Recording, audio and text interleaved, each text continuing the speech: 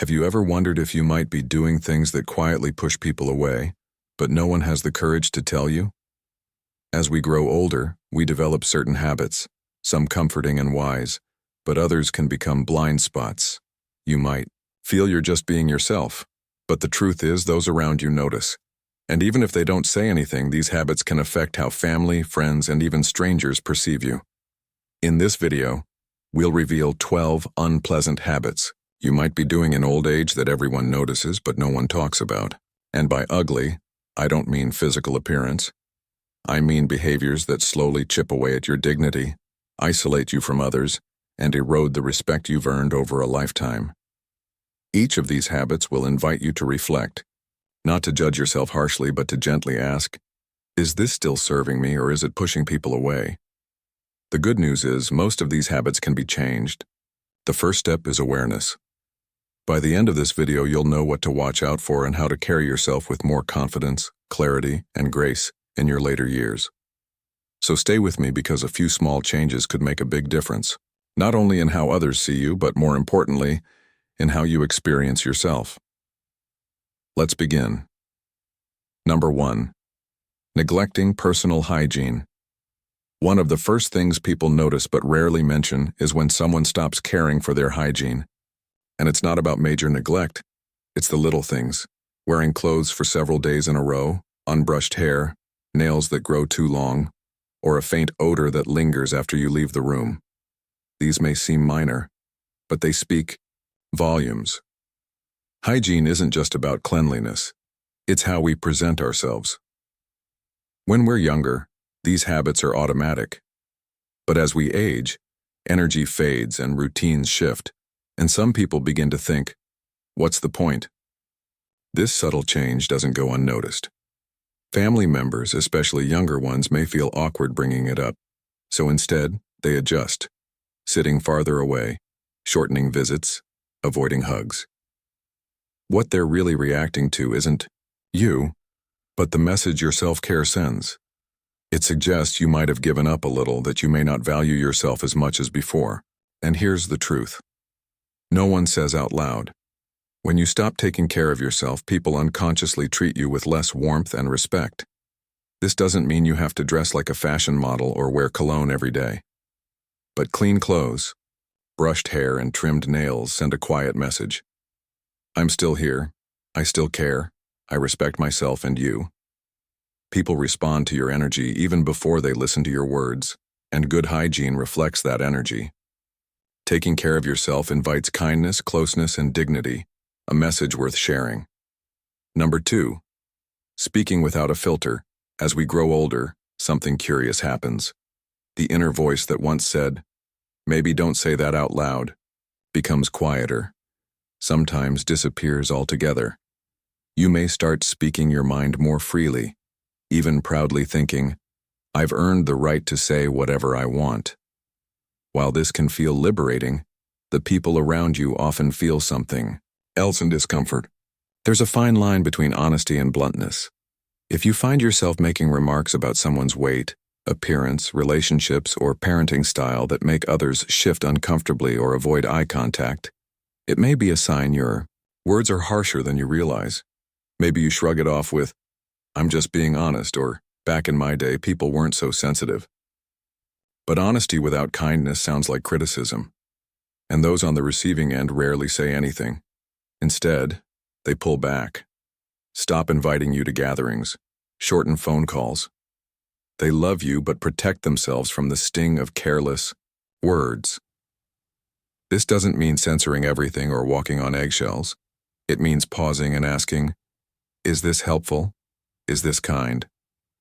Sometimes what feels like speaking your truth is just releasing frustration, and it lands harder than you think. Here's a good rule. If you wouldn't want someone saying it to your grandchild, don't say it to someone else's. The beauty of aging is the wisdom you carry. When that wisdom is wrapped in kindness, people lean in, listen, and deeply respect you. But sarcasm or judgment? They tune out. Even with the best intentions, your words have power. Maybe now more than ever. Use them to build connection, not distance. If you're still watching and finding this useful, comment 2 below to let me know you're here. And if you haven't subscribed yet, please do, and turn on the bell so you don't miss any of our content. Your support helps us keep creating videos to inform and inspire you. Number 3. Wearing clothes that don't fit anymore. There's comfort in routines, eating the same breakfast, walking the same path, wearing the same clothes for years. Consistency can be good, but when it comes to clothing, what once looked classic can over time seem careless.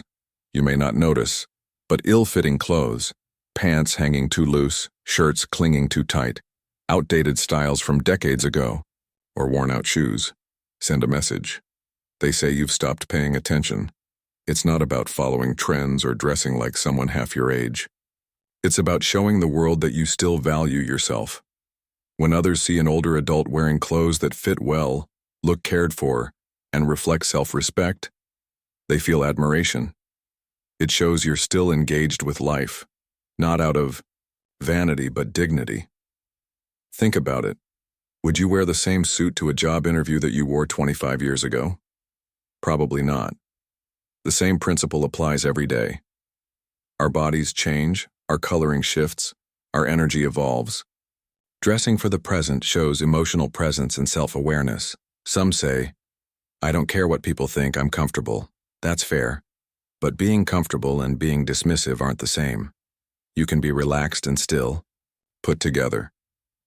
Even small changes, upgrading to a better fitting pair of jeans or a shirt that complements your natural tones, can shift how people respond to you. Not because of the clothes themselves, but because of what they represent. You're still here, still aware, still proud of who you are. People may never say it directly, but they notice. They smile a little more, treat you with a bit more reverence. The way we dress is the first thing the world sees. And even in old age, first impressions still matter. Number 4. Interrupting or dominating conversations. We all want to be heard, especially as we grow older and carry a lifetime of experiences. But sometimes, in our eagerness to share what we know or to make sure our point gets across, we forget to leave space for others. It often starts subtly. Someone brings up a topic you've encountered before, and you jump in with a story or advice. Before you realize it, 10 minutes have passed and no one else has spoken. The tricky part is this habit usually comes from a good place, a genuine desire to help. But here's the problem. When we dominate conversations, we unintentionally silence the very people we care about, and they won't always tell you this. Instead, they might start drifting away. They call less often, keep conversations short. You feel the distance, but don't always understand why. People want to feel seen and heard, not lectured. When every conversation feels like a one-way street, it quietly wears down relationships, especially with younger adults or grandchildren who may already feel unsure about connecting with another generation. It's not about saying less, it's about listening more. Allow pauses, ask more questions than you answer, and resist the urge to offer advice unless it's requested. One of the most powerful things an older person can do in a conversation is to hold back just enough to let others fully express themselves, not because you don't have wisdom to share, but because they need to know their voice matters too. Ironically, the less you dominate, the more people seek your input. The more you listen, the more they trust you. You become someone they want to talk to, not someone they have to brace themselves for. So next time you're chatting in a group or one-on-one, ask yourself, are you truly listening or just waiting for your turn to speak? This small shift in awareness can change everything. When people feel heard, they open up, draw closer, and start looking forward to the next conversation instead of dreading it. Number 5. Complaining about kids. These days, it often begins as a simple observation, seeing a teenager glued to their AOA phone and thinking, back in my day we actually talked.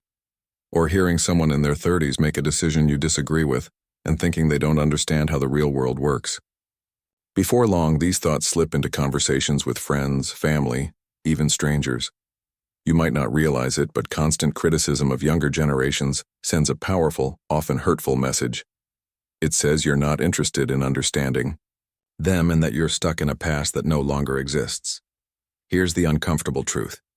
Every generation thinks the next one is missing something. That's nothing new. But when criticism becomes your default, you don't come across as wise. You come across as bitter. You might mean it as a joke or think you're stating facts, but to those under 50, it often feels like rejection, like you're dismissing their world, values, and way of life. The result? They stop opening up. They keep conversations light and avoid deeper talks because they're bracing for judgment. Even when they love you, they hold back parts of themselves. This doesn't mean you have to agree with everything younger people do or embrace every new trend, but it does mean choosing curiosity over criticism. Instead of saying, "Kids these days have it easy," try asking, "What's it like trying to find your way in today's world?" That simple change opens the door to connection and creates space for dialogue, not division. Your value isn't in comparing past to present. It's in bridging generations, being the steady hand that reaches across the gap, not the voice shouting from behind. Believe it or not, when younger people feel respected, they listen more, ask questions, and come to you not because they have to, but because they want to. You become not just the elder in the room, but someone they admire, trust, and turn to for wisdom that listens first and then speaks. That's real influence, and it starts with letting go of the need to be right about how things used to be and embracing who you can be now. If you're still watching and finding these insights helpful, comment number 5 below to let me know you're here. And if you haven't yet, subscribe and turn on notifications so you don't miss future videos. Your support helps us keep creating content that informs and inspires. Number 6. Ignoring modern etiquette. There's a kind of social awareness that often goes unnoticed until it's missing. Things like speaking loudly on your phone in public, standing too close in line, or playing videos without headphones in a waiting room. These small actions might seem minor, but they affect how others perceive you. Maybe these behaviors weren't a big deal decades ago. People were more tolerant then. But times change, and what once seemed harmless can now make others quietly uncomfortable. The tricky part? You might not even realize you're doing it. No one often says, "Could you turn that down?" Instead, they give a look, avoid eye contact, or move away. It's not personal, but it is real. People don't always give older adults the benefit of the doubt. They assume you should know better. So when they see these behaviors, they don't chalk it up to misunderstanding. They see it as disregard. That's not the legacy you want to leave. The good news is, this is easy to fix. Start noticing how people around you behave, how they manage their volume, respect personal space, and use technology in public. Modern etiquette isn't about being uptight. It's about being considerate. It shows you're still tuned in, engaged, and aware of how you affect others.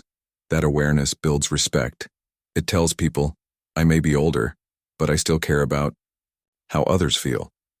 This doesn't just improve how strangers respond to you, it changes how your family sees you. Grandkids and neighbors notice, and their quiet admiration grows. In a fast-moving world, someone who carries themselves with subtle dignity stands out more than ever. Number 7. Oversharing medical problems. We've all heard the joke. Put a few older folks together, and the conversation turns into a contest of who's got the worst knee or the most medications. While it might seem harmless or a way to relate, constantly focusing on health problems can drain the energy of those around you. Everyone knows aging comes with physical challenges.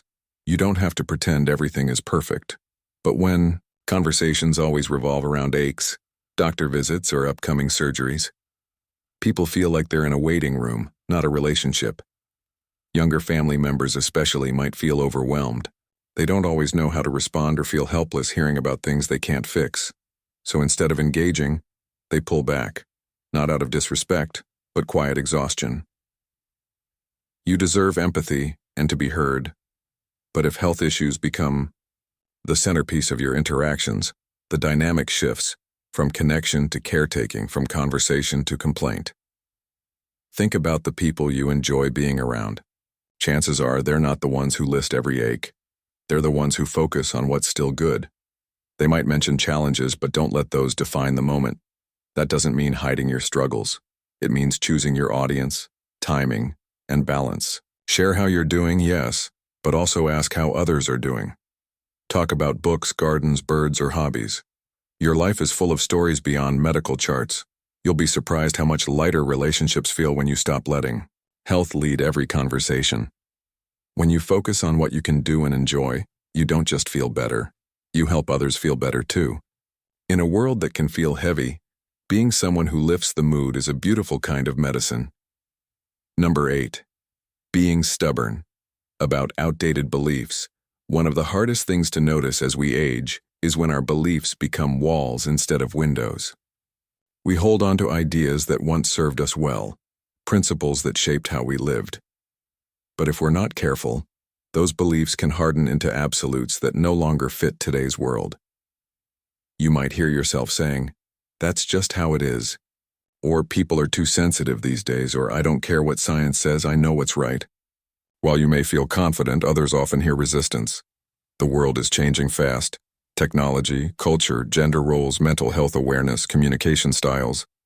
When we dig in our heels, we come across not as wise, but as unwilling to engage. Younger generations notice this and usually won't confront you directly. But inside, they quietly label you as someone they can't talk to about certain things, someone who won't understand or listen. That's a real loss. Whether it's your grandchild questioning traditional careers or a neighbor living a lifestyle you don't get, there's so much connection possible when curiosity replaces judgment. Staying open doesn't mean abandoning your values. It means updating your understanding without losing who you are. It means making room for new ideas, even if you don't agree with all of them. Here's another truth. Stubbornness often hides fear. Fear of losing relevance, being left behind, or losing a piece of yourself. But your relevance isn't about clinging to the past. It's about meeting the present with courage. When you say, "I never thought of it that way," or "Tell me more about what that means to you," you open doors. People feel safe, and sometimes you'll find yourself changing your mind in ways you never imagined.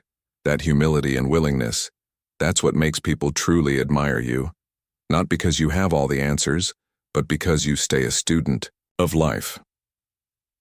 Even in old age, that kind of presence is rare and incredibly powerful. If you're still watching and finding these insights helpful, please comment with the number 8 below to let me know you're here. And if you haven't subscribed yet, I highly recommend subscribing and turning on the notification bell so you won't miss any of our videos. Your support helps us keep creating valuable content to inform and inspire you. Now let's move on. Number 9. Walking or moving without awareness of space. As we age, our pace naturally slows down. We may feel less steady or more cautious with our steps, and that's completely normal. But what often happens without us realizing it is that we lose awareness of how our movements affect others around us. You've probably seen it. Someone standing sideways in the middle of a grocery aisle blocking the way while reading a label. Or someone suddenly stopping in a busy walkway, lost in thought, or drifting slowly into oncoming foot traffic while walking with a friend. Most of the time, this isn't done intentionally. You're not trying to be inconsiderate, you're simply focused on your own task. But to those around you, especially people in a hurry or navigating tight spaces, it can feel like friction, like you're creating small obstacles that make their day harder. And here's the important part. People rarely say anything. They just sigh, walk around you, maybe give a quick glance and move on. But over time, these little moments shape how others perceive you. They might start seeing you as the person who's always in the way, or they may avoid situations where they have to walk or shop alongside you.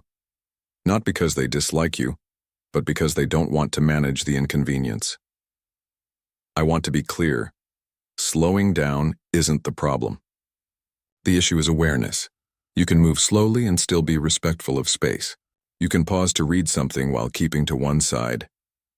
You can walk carefully while staying mindful of the flow around you. This is especially important in crowded places like airports, busy sidewalks, malls, or even church hallways, shared spaces where consideration sends a powerful message. It shows you're still present, thoughtful, and care about your impact on others. In fact, this kind of awareness is a subtle form of grace. It tells people you're not just focused inward, but that you're engaged with the world around you. Most people aren't expecting perfection. They just hope for a little effort, awareness, and kindness. When you show that, you stand out, not as a slower person, but as someone considerate, moving through the world with dignity and quiet responsibility. That kind of presence is more powerful than you might think. Number 10. Making jokes that don't age well. A good sense of humor is one of the best things to carry into old age.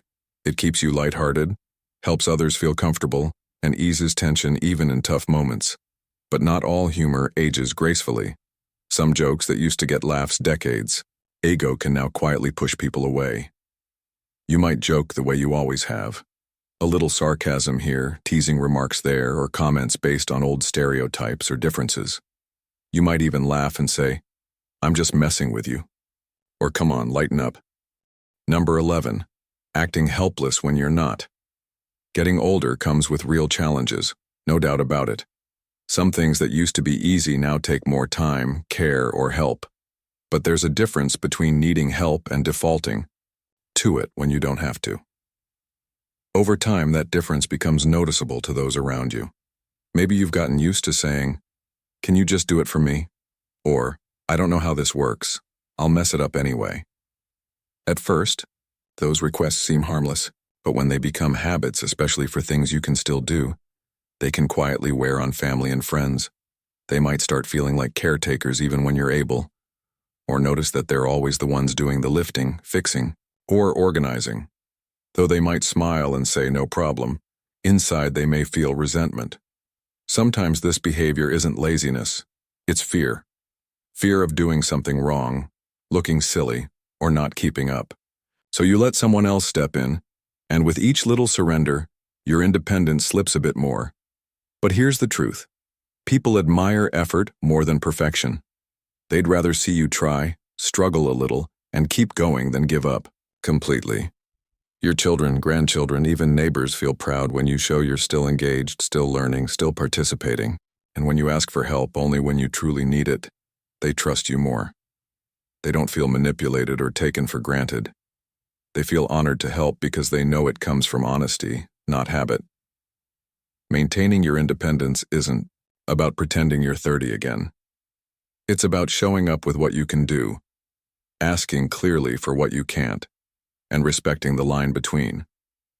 You'd be amazed how empowered you feel when you reclaim small things. Carrying your own bag, figuring out a new remote, or following a recipe without someone hovering. Those small wins build confidence.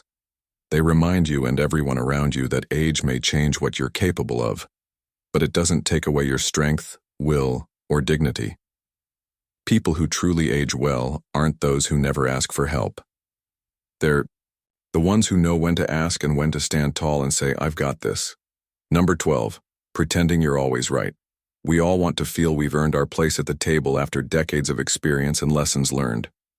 It's natural for many older adults to feel like they've got the answers and have seen enough to know how things work. And often, that's true. But here's where it gets tricky.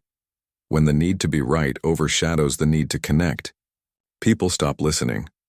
It might show up as correcting someone's story at dinner, insisting your way is the only way, rolling your eyes at new ideas, or brushing off others with, "Trust me, I know better." At first, others might shrug it off or laugh. But over time, being around someone who always has to be right becomes exhausting. People avoid deep conversations. They withhold their thoughts, not because you convinced them, but because it's easier to stay silent. Many older folks don't do this out of arrogance. They do it to feel safe and maintain authority in a changing world. But when being right becomes more important than being kind or curious, it backfires. Wisdom isn't having all the answers. It's knowing when to share your perspective and when to let others explore theirs. It's holding opinions with confidence and openness. Here's the truth. Most people don't say it outright, but the people we admire most aren't those who correct us.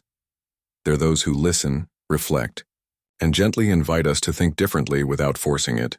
When you stop trying to win every discussion, people come to you more often. They ask for your opinion and value your feedback, not because you dominate the room, but because your words carry calm, thoughtful weight. When you do speak, Your voice lands deeper, sticks, and matters. In the end, the need to be right fades. What lasts is how you made people feel. When you create space for others to be heard, challenged, and uplifted, your presence becomes something they treasure, not just tolerate. Final thoughts. Now that we've covered these 12 behaviors, take a moment to reflect, gently and without judgment. Which of these habits have quietly become part of your daily life? Which surprised you? And which do you feel ready to change, even just a little? This video isn't about shaming or criticizing. It's about honest insight wrapped in care. These behaviors don't make you a bad person. They're simply blind spots that settle in over time without notice. And once you see them, real strength shows. Not in pretending they don't exist, but in saying, I see it. I can do better. I still have the power to grow. That's what aging well is really about. Not clinging to the past or resisting change, but stepping into each day with self-awareness, grace, and the quiet strength of someone who still wants to connect, evolve, and bring warmth to others. So as you move forward, keep these signs in mind, not as a checklist, but as gentle reminders. To keep showing up with dignity, presence, and character that leaves others feeling respected, comfortable, and inspired. And remember, it's never too late to change how you move through the world. Small shifts in how you speak, listen, dress, joke, or interact can completely transform how people experience you and how you experience your place in the world. Thank you for joining us today. We'd love to hear from you. Leave a comment below sharing one thing you learned and how you plan to use it in your life. Your thoughts mean a lot to us, and reading your comments keeps us motivated and encouraged. If you enjoyed this video and found it helpful, please like, subscribe, and share. Your support helps us keep creating meaningful content to inform and inspire you. Thanks for watching, and we look forward to seeing you in the next video.